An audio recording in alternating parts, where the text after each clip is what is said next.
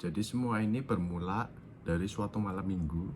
Tiba-tiba ada orang menghubungi saya, katanya lagi cari arsitek, mau dibangunin rumah gitu ya.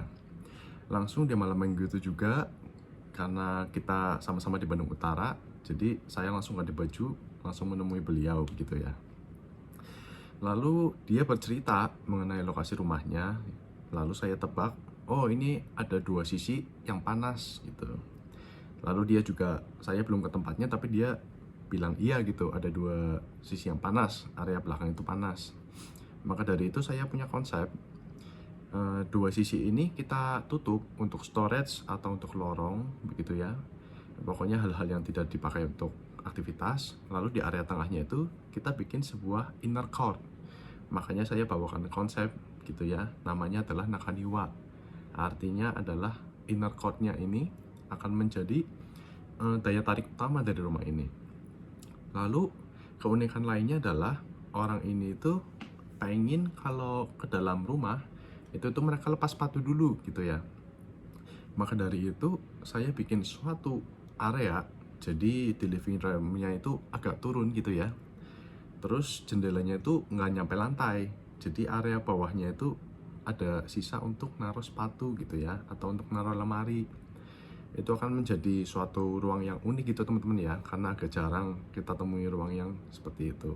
Lalu di terasnya juga saya punya cita-cita kalau saya punya keluarga nanti, saya bisa lihat anak-anak saya gitu ya, sama cucu misalkan di taman main-main.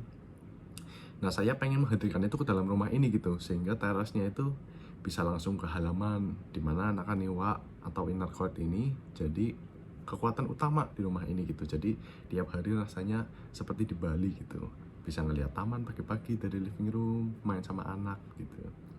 Lalu dari tampak depan itu kita bikin sesederhana mungkin ya, sehumble mungkin. Jadi orang itu kalau lihat itu seolah-olah dia tidak terlalu mencolok gitu, jadi nggak mengundang kejahatan mungkin ya.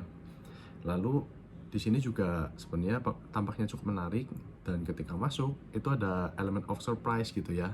Jadi ketika masuk ke parkir kita langsung bisa lihat taman gitu ya. Terus dari area parkir kita ke living room bisa ngeliat taman juga gitu. Karena di konsep ini inner court itu jadi kekuatan utama di rumah ini gitu. Jadi kita akan utamakan ruang utama ini sebagai yang sangat menonjol gitu ya. Dan juga untuk keperluan tiap ruang. Jadi tiap ruang itu saya pengen ada cahaya, terus cross ventilation, udara yang cukup. Itu sangat penting menurut saya dalam mendesain bangunan teman-teman. Begitu. Lalu yang menarik juga, orangnya ini itu agak memiliki kesulitan untuk tidur gitu ya.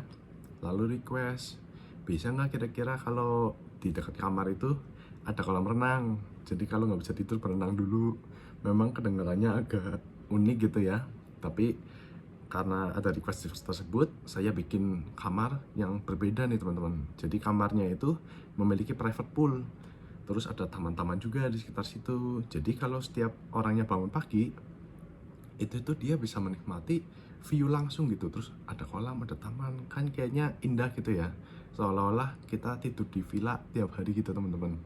Jadi itu salah satu yang menarik di rumah ini gitu. Terus di kamarnya juga ada mini pantry, terus kita bikin ada walking closet dan sebagainya. Ini benar-benar kayak suatu unit hotel yang sangat menarik teman-teman ya, untuk sebuah rumah tinggal.